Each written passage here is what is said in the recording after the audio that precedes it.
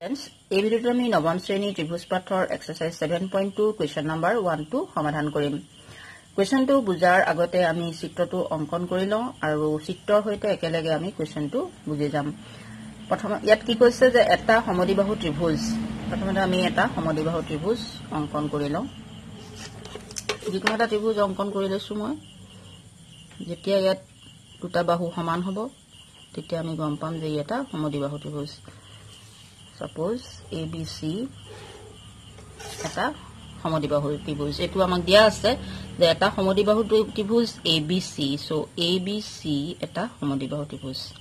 Year AB equal to AC, অৰ্থাৎ A বাহুটো A বাহুটোৰ সৈতে সমান আৰু এংগুল B আৰু এংগুল C ৰ সমদ্বিখণ্ডক দুডালে এংগুল B আৰু এংগুল C ত আমি দুডাল সমদ্বিখণ্ডক আঁকিম আৰু যি ডালে কি কৈছে যি দুডালে O বিন্দুত পৰস্পৰ কটাকটি কৰে। সাপোজ এই বিন্দুটো আমি তাৰ O বিন্দু বুলি ধৰিম আৰু ইয়াত আমি দুডাল সমদ্বিখণ্ডক আঁকো। সমদ্বিখণ্ডক মানে কি, B কোণটোৰ সমদ্বিখণ্ডক আমি অংকন কৰিছো, মানে কি কি কৰিব, সমদ্বিখণ্ডক ডালে B কোণটোক সমানে দুভাগত ভাগ কৰিব। C কোণৰ সমদ্বিখণ্ডক হৈ গল CO, এই কোণটো আমাক কি কৈছে O বুলি কৈছে। তাছত কি কৈছে কোৱেশ্চনটোত এক ওৰ হৈতে ৰেখাৰে সংলগ্ন কৰা। এতিয়া আমি এক ওৰ হৈতে ৰেখাৰে সংলগ্ন কৰিম,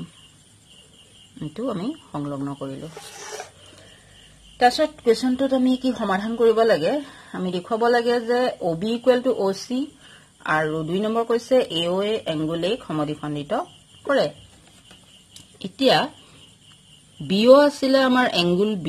এই এংগুল B টোৰ সমদ্বিখণ্ডক, অৰ্থাৎ BO কি কৰিব, এই কোণটো এই গুটে B কোণটোক এটা এই কোণ,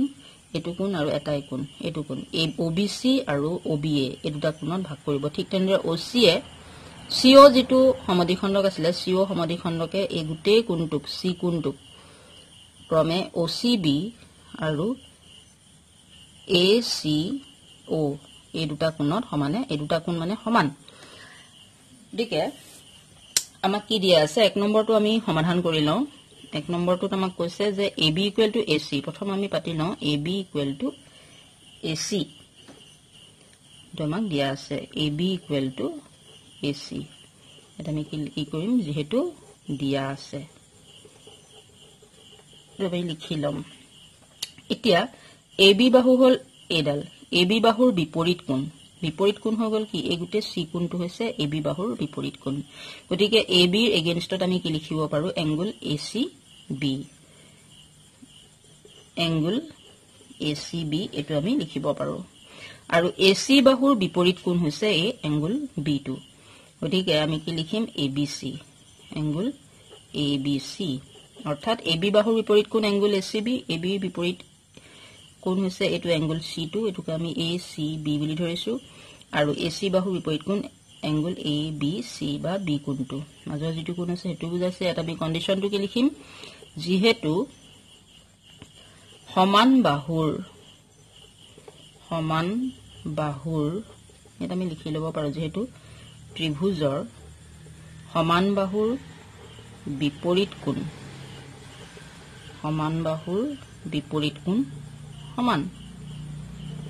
এতিয়া আমি কি কৰিম চোৱা, ACB কোণটোক আমি সমানে দুভাগ কৰিব লাগে, গতিকে আমি হাফ অফ এংগুল ACB বুলি লিখো। হাফ অফ এংগুল ACB এটো হৈছে হাফ অফ, হাফটো আমি লগাই দিলো হাফ অফ এংগুল ABC, অৰ্থাৎ ACB ৰ আধা, ACB ৰ আধা আমাৰ OCB হ'ব, অৰ্থাৎ এই কোণটোক আমি ধৰিম OCB। গতিকে ইয়াত আমি কি লিখিব পাৰিম, এংগুল OCB আৰু ABC ৰ আধা, এংগুল ABC ৰ আধা হৈ গল OBC, অৰ্থাৎ এই কোণটো এংগুল OBC। তাৰ পাছত চোৱা, এংগুল OCB অৰ্থাৎ এই কোণটোৰ বিপৰীত বাহু, এই যেটো এংগুল OCB কোণ আহিলে ইয়াৰ বিপৰীত বাহু হৈছে এডাল OB বাহু, গতিকে ইয়াত আমি OB লিখিম। আৰু OBC এই যেটো এংগুল ইয়াৰ বিপৰীত বাহু হৈছে এডাল, অৰ্থাৎ OC হৈ গল OBC বিপৰীত বাহু, ইয়াত আমি OC লিখিলো। আৰু ইয়াত কন্ডিশনটো আমি কি লিখিম, যেহেতু ত্ৰিভুজৰ সমান কোণৰ ইয়াত উলুটাটো হ'ব সমান কোণৰ বিপৰীত বাহু সমান ত্ৰিভুজৰ সমান কোণৰ বিপৰীত বাহু সমান গতিকে আমাৰ 1 নম্বৰ যেটো সমাধান কৰিব দিছিলে OB = OC এটো আমাৰ প্ৰমাণিত হল তে 2 নম্বৰটো সমাধানত আমাৰ কি হ'ব যে AOA এংগুল A সমদ্বিখণ্ডিত কৰে আমি ক'ব লাগে যে AOA A এংগুল A টুক সমদ্বিখণ্ডিত কৰে তাৰ কাৰণে আমি কি কৰিম যে A এংগুল A টু কোট আছে A ত্ৰিভুজটো আৰু A ত্ৰিভুজটো সোমাই আছে গতিকে আমি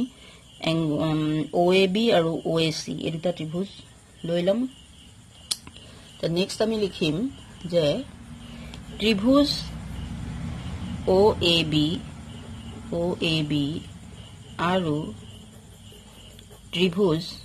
OAC পৰা আমি কি পাওঁ প্ৰথমতে আমি ত্ৰিভুজটোত বুজি লওঁ কি কন্ডিশনৰ দ্বাৰা আমাৰ এই দুটা ত্ৰিভুজ সৰ্বাংগসম হ'ব ইয়াত চোৱা A বাহুডাল আমাৰ সমান A বাহুডাল AB বাহু AC হৈতে সমান এটো আমাক দিয়া আছে নেক্সট আহিলে A বাহুডাল আৰু A বাহুডালৰ হৈতে সমান এটো আমি অলৰেডি আগৰ যেটো আমাৰ কোৱেশ্চন আছিল তাত আমি প্ৰুফ কৰিলো যে OB = OC টো ইতিমধ্যে আমি প্ৰুফ কৰিলো আৰু OA হৈ গল কি ইয়াৰ এই দুটা ত্ৰিভুজৰ সাধাৰণ বাহু অৰ্থাৎ ই হৈ গল সাইড এটো সাইড অৰ্থাৎ সাইড প্ৰপাৰ্টি যোগেদি এই দুটা ত্ৰিভুজ সৰ্বাংগসম হ'ব এটা আমি লিখো কি লিখিম যে প্ৰথম আমি লিখো AB = AC যেহেতু দিয়া আছে কন্ডিশন খিনি আমি লিখিব লাগে সদায় তিনটা কন্ডিশন আমি প্ৰুফ কৰিব লাগিব তাৰছত নেক্সট আহিলে আমাৰ OB = OC যেহেতু ইতিমধ্যে সমাধান কৰা হৈছে এটো আমি লিখিব পাৰো ইতিমধ্যে আমি প্ৰুফ কৰিলো ইয়াত OB = OC 3 নম্বৰ হৈছে OA = OA যেহেতু ই কি হৈ গল সাধাৰণ বাহু গতিকে কি হ'ব এটাকে আমি ক'ব পাৰো যে ট্ৰায়াঙ্গল OAB congruent to triangle OAC অৰ্থাৎ এই যেটো ত্ৰিভুজ আছে OAB আৰু OAC এই দুটা ত্ৰিভুজ সৰ্বাংগসম হৈ গল কি প্ৰপাৰ্টি যোগেদি SSS বাহু চিকাৰ্যমতে আমাৰ এই দুটা ত্ৰিভুজ সৰ্বাংগসম প্ৰুফ হল এটিকে তাৰপিছত আমি ক'ব পাৰো যে যেহেতু এই ত্ৰিভুজ দুটা আমাৰ সৰ্বাংগসম হৈ গল সেই কাৰণে আমাৰ কি হ'ব যে A এংগুল OAB আৰু এংগুল OAC এই কোণ আৰু A এংগুলটো আৰু A এংগুলটো CPCT যোগেদি সৰ্বাংগসম হ'ব গতিকে আমি লিখিব পাৰো যে therefore angle OAB equal to angle OAC since CPCT এটো আমি এনেকে লিখিলে হল CPCT start corresponding parts of congruent triangle ই বুজায় সৰ্বাংগসম ত্ৰিভুজৰ অনুৰূপ অংশবোৰ সৰ্বাংগসম এটাকে আমি ক'ব পাৰো এটাকে OA বা আমি ক'ব পাৰো AOA ইয়াত AOA বুলি দিছে OA বা AOA এংগুল এক সমদ্বিখণ্ডিত